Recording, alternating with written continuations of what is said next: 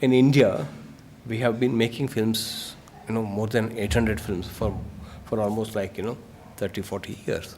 And out of the 800 or so films that we make, majority of the films use certain images or use a process of imaging which is accepted by the audience but which are not real. So it forces you into a kind of a very peculiar situation. See, in India, what happened? In the beginning, the main entertainment form was drama, company dramas. So when cinema came, they merely photographed these company dramas. There was another reason also. The British government had imposed very strict censorship on Indian producers.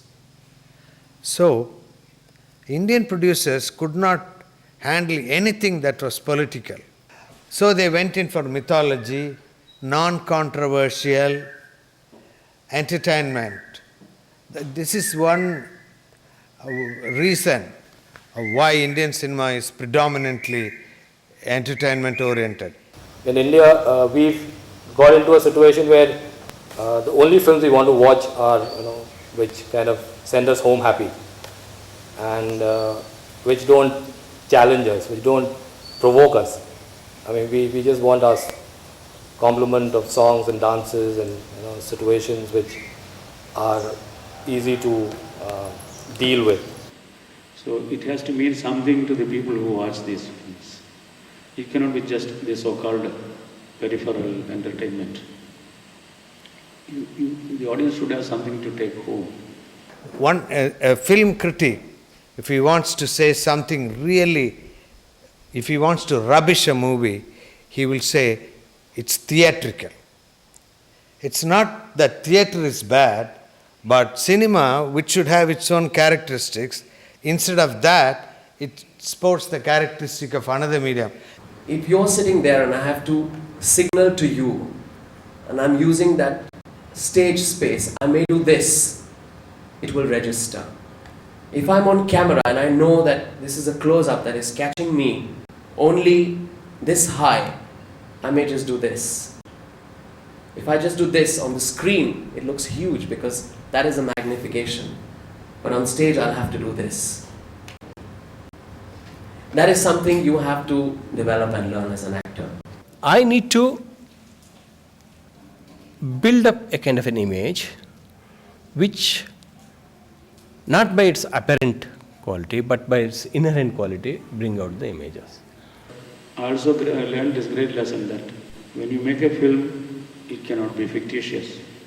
It has to directly be linked with the living reality of our everyday life. So I quoted the examples from my first film which we are going to see tomorrow, the Hasina. Because here again we have this problem of imaging a Muslim community. I'll have to work out all the details which are not from the popular notion but which are real. One of the definitions of cinema is recreation of physical reality. We take any serious filmmaker, the first hurdle he has to cross is how do I use my plot, my image, my characterization, my politics, which are not popular, but at the same time communicate all that I wanted to see. One of the reasons why the serious cinema all over the world is not popular is because of this.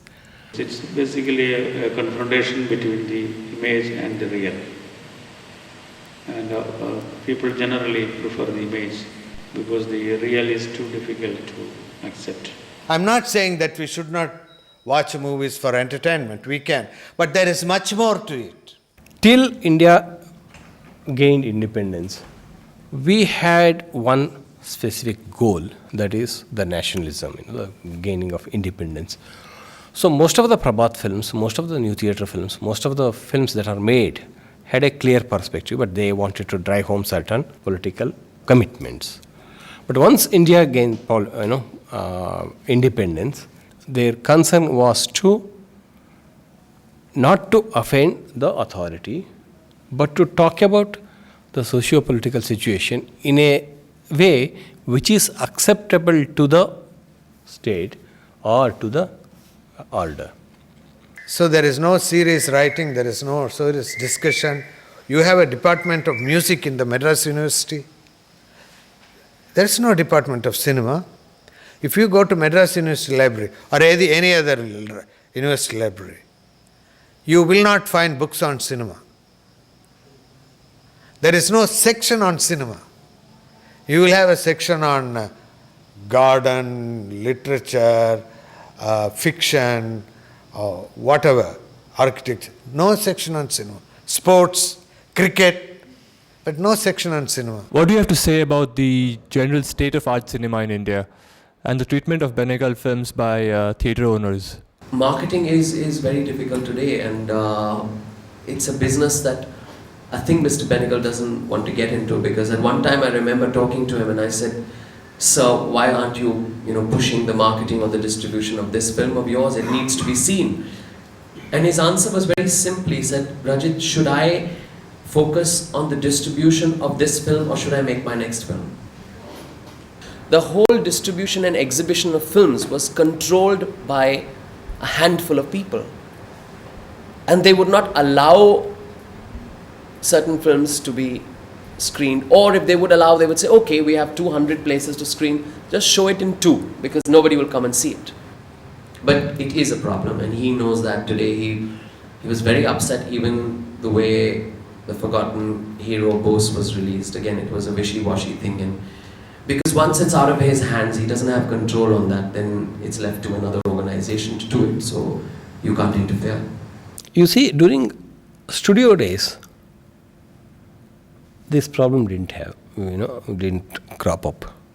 Prabhat, New Theatres, Gemini's, RK Studio, they somehow, could balance because they were the studio days. And whatever happens in the society, our fellows will trace it to cinema. It's because of cinema influence. People are smoking because of cinema.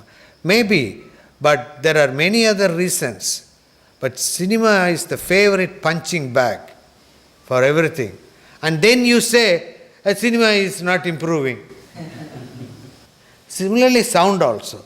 When you combine sound and image, the way you combine it can give a different meaning to the sentence. I'll give you a very simple example. Simple because I'm not showing a picture. There is a man in the wayside under a tree, and the sound is, "Murugan is a very kind man." Very clear, simple. But the same man in another scene is a butcher. He's got a lamb by the neck and is cutting. And the sound comes, "Murugan is a very kind man." It's actually sarcastic opposite. The same words, when they combine with this picture, acquire a totally opposite meaning. Look at what happened in the context of Tamil cinema.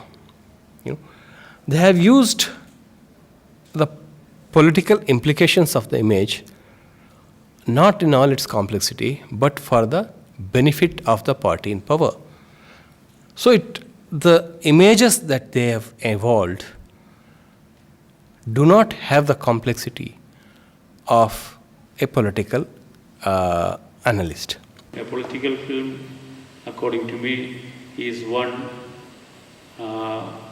in which the filmmaker has all the answers. He goes on to prove.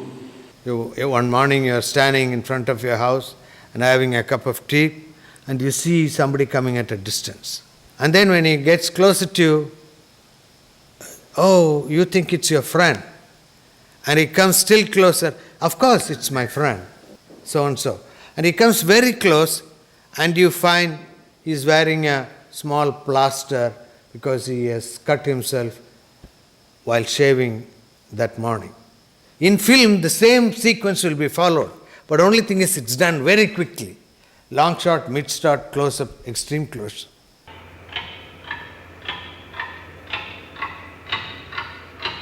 If you look at the popular images, the images in the popular cinema, the mainstream cinema, they are not placed in its real historical context. Check any film for that matter. It could be Lagan, it could be Lagera Humune Boy, or whatever, or it could be Bobby, or it could be Avara. But they are always placed in a fluid space, and they never try to historicize this. If you take great filmmakers like in India, Aravindan, and in other countries like Fellini, they use these languages in a very, very unique way. They use certain images to create effect. Aravindan made a movie called Estappan. Estappan means Stephen. So the last scene is waves hitting against a rock.